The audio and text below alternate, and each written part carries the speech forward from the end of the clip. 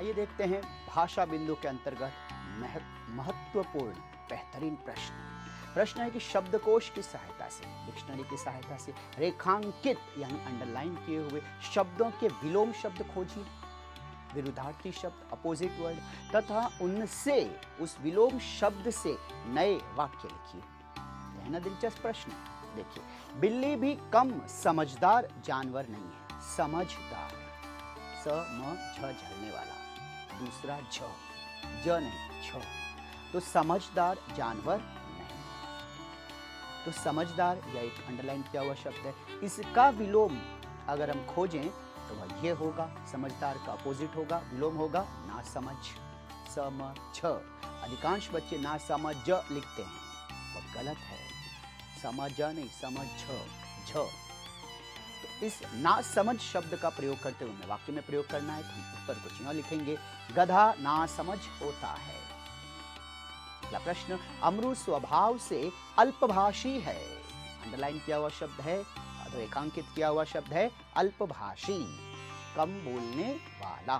तो अल्पभाषी का विलोम होता है वाचाल, बातूनी। तो हम इसके लिए लिखेंगे वाक्य वाचाल के लिए, कई नेता बहुत वाचाल होते हैं। वाचाल और होता है नहीं, होते हैं कई नेता, बहुवचन। अगला प्रश्न है, पुरानी विचारधारा और परंपरा एकदम घपले में पड़ गई है।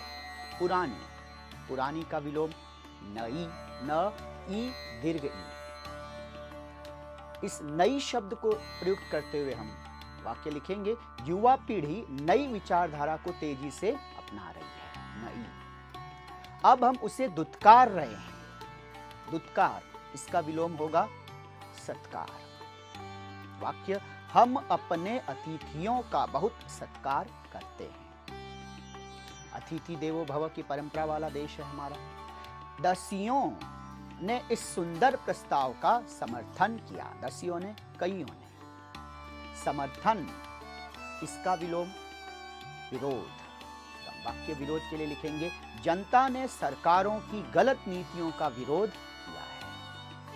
तो इस तरह से हमने विलोम शब्द भी पाए, समझदार ना समझ, अल्पभाषी वाचाल, पुरानी नई, दुत्कार सत्कार, समर्थन विरोध। तत्पश्चात विलोम शब्द में हमें प्रश्न हमेशा इसी शैली में मिलेंगे, जरूरी नहीं है। कई बार उल्टा भी आपको दिया जा सकता है, तो आप इसके लिए भी तैयार रहिए। तो ना समझदार का विलोम ना समझ है, तो आप इसमें उल्टा भी पढ़िए पढ़ते समय। ना समझ का विलोम समझदार, वाचाल का विलोम अल्पभाषी, नई का विलोम पुरानी, सत्कार का विलोम दुत्कार और विरोध का विलोम समर्थन। बढ़ते हैं कुछ और उदाहरण। डायनासोर प्राणी अब दुर्लभ हो गए हैं, जो आसानी से उपलब्ध नहीं, जो दिखाई ना दे, दुर्लभ। तो दुर्लभ का विलोम होगा सुलभ, जो आसानी से उपलब्ध हो, इजीली अवेलेबल।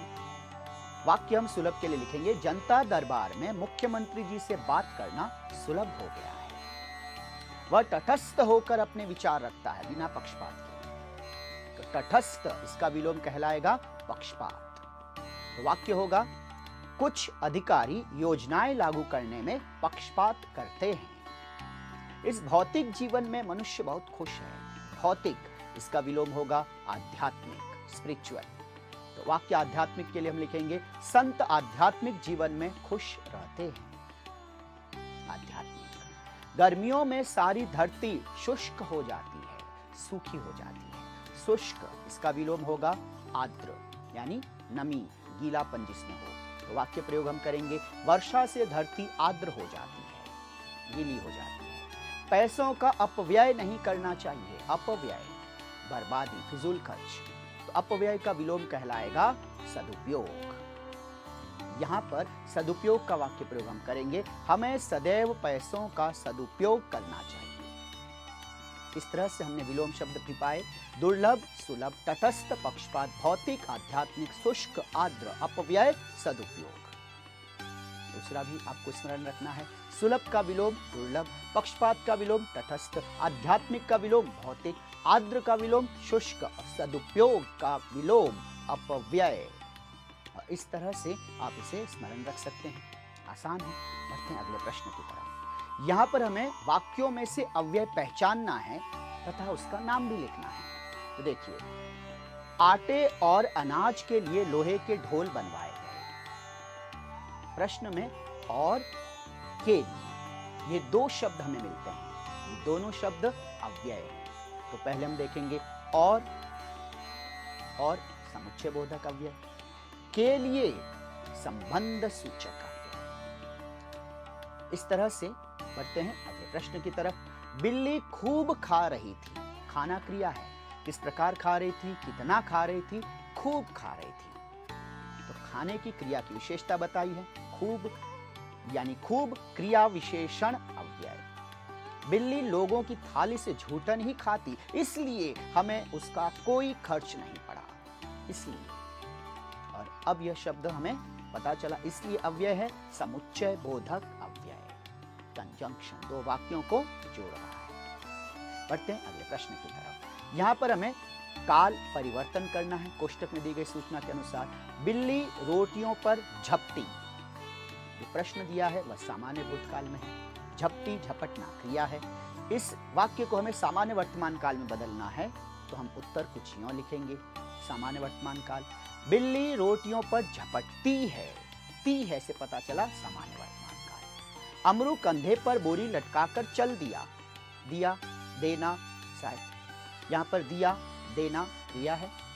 प्रश्न जो है वह सामान्य भूतकाल में है, अपूर्ण भूतकाल में इसे बदलना है, तो हम उत्तर कुछ यूं लिखेंगे। अपूर्ण भूतकाल, अमरू कंधे पर बोरी लटकाकर चल दिया को हम परिवर्तित करके लिखेंगे देता था, तो उत्तर हुआ अमरू कंधे पर बोरी लटकाकर चल देता था। इस तरह से याद रखिएगा, महत्वपूर्ण प्रश्न है। बिल्ली कमरे में आती है, आती है प्रश्न हमें सामान्य वर्तमान काल में दिया है, क्रिया है आना, इसे सामान्य भूतकाल में बदलना है। और याद रहे, सामान्य भूतकाल यानी उस वाक्य के अंत में कभी भी था, थे, थी का प्रयोग नहीं होगा। उत्तर हम कुछ यूं लिखेंगे। सामान्य भूतकाल, बिल्ली कमरे में आती है को हम परिवर्तित करके लिखेंगे आई, पूर्ण विराम।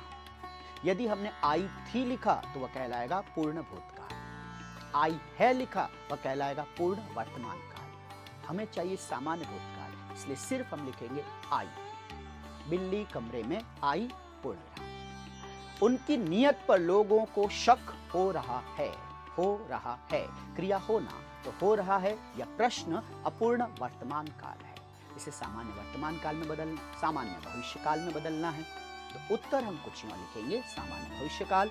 उनकी नियत पर लोगों को शक हो रहा है को हम परिवर्तित करेंगे होना क्रिया से, होगा, शक होगा। अमरू शांतिपूर्वक नीचे बैठ गया, शांति हिंदी में याद रखिए, ती हस्व की मात्रा शांति में। अमरू शांतिपूर्वक नीचे बैठ गया, गया क्रिया जाना, गया वाक्य के अंत में पूर्ण विराम है, था थे थी नहीं है, यह सामान्य भूतकाल का प्रश्न है, इसे बदलना है सामान्य वर्तमान काल में। उत्तर हम कुछ यूं लिखेंगे, सामान्य वर्तमान काल, अमरू शांतिपूर्वक नीचे बैठ गया की जगह जाना, उस क्रिया को हम सामान्य वर्तमान काल में लिखेंगे जाता है। बढ़ते हैं प्रश्न की तरफ। अमरू अशुद्ध वाक्यों को हमें शुद्ध करना है, अशुद्ध शोधन हमें शुद्ध करना है, इसे पहचानना है और फिर उसे ठीक करना है, सही लिखना है। जैसे प्रश्न है, अमरू के कुछ कहना नहीं पड़ी, देखिए अमरू के कुछ कहना नहीं पड़ी। अब यहां पर हमें अशुद्ध हमने पता कर लिया, वो के है और पड़ी है, तो उत्तर हम कुछ यूं लिखेंगे, अमरू को, के की जगह को, कुछ कहना नहीं पड़ा, पड़ी की जगह पड़ा। इस तरह से जो भी हमने शुद्ध किया है उस शुद्ध अंश को हमें अधोरेखांकित करना चाहिए। अगला प्रश्न दिलचस्प है, उन्होंने, गौर से देखिए, हों पर अनुस्वार, बिंदी नहीं है, देखा कि दीर्घ ई की मात्रा, क्योंकि देखा क्रिया है तो यह गलती आ गई, दूसरी की नहीं आएगी। बोरी अंदर को हिल रही है, बोरी एक है, अंदर को हिल रही है और है पे बिंदी भी दी है, ये और एक गलती। तो इसमें यानी इससे आपको यह बताना चाहता हूं कि वाक्य में सिर्फ एक ही गलती हो आवश्यक नहीं है, एक से अधिक जितनी भी अशुद्धियां हैं उन्हें आपको खोजना है, दुरुस्त करना है। यही प्रश्न है, अशुद्ध वाक्यों को शुद्ध करके लिखना। तो उत्तर हम कुछ यूं लिखेंगे, उन्होंने औ पे अनुस्वार बिंदी। उन्होंने देखा कि, हस्व ई की मात्रा पहली की, बोरी अंदर को नहीं, अंदर से हिल रही है पे अनुस्वार नहीं, एक वचन। उन्होंने देखा कि बोरी अंदर से हिल रही है। यदि हम कहते बोरियां, तब बात कुछ और होती। इस तरह से हमने जो जो परिवर्तन किया उसे हमें अंडरलाइन करना है, अधोरेखांकित करना है, और ये अधोरेखांकित करने के बाद आप अच्छे अंक पाने के पूर्णतः अधिकारी होते हैं। ख्याल रखिएगा कि आप अशुद्धि को अंडरलाइन मत कर दीजिएगा। आपको उत्तर लिखते समय सावधानी रखनी है कि वह शुद्ध हो, उसमें वर्तनी दोष न हो। लिखने के पहले सोचिए, कैंसलेशन नहीं करना है। लिखने के बाद मत सोचिए, लिखने से पहले सोचिए क्या क्या अशुद्धियां हैं, उनका सही रूप क्या है, उसमें मात्राएं क्या होगी, तत्पश्चात लिखिए। और जो जो संशोधन किया है, शुद्ध रूप लिखा है, उसे अंडरलाइन कीजिए, अंडरलाइन कर दीजिए, पूर्णांक आपका है। तो बच्चों, इस तरह से हमने बिल्ली का बिलम घोड़ा इस पाठ के प्रश्न उत्तर पर चर्चा की। इसका आप अभ्यास कीजिएगा। अत्यंत सरल, महत्वपूर्ण, परीक्षापयोगी महत्वपूर्ण पाठ है, और आप अभ्यास कीजिए। इसी तरह से अभ्यास करते हुए आप यकीनन पूर्णांक प्राप्त करने की श्रेणी में अवश्य पहुंचेंगे। अधिक से अधिक अंक पाने की श्रेणी में आप अवश्य पहुंचेंगे। अंक तो साथ में आ ही जाएंगे, साथ ही साथ आपकी भाषा पढ़ने में, हिंदी भाषा से पढ़ने में, हिंदी भाषा पढ़ने में अवश्य आपकी रुचि बढ़ेगी। कुछ सावधानियों के साथ हम अगले भाग में कुछ और चर्चाओं पर, कुछ और सावधानियों पर चर्चा करेंगे। मिलते हैं अगले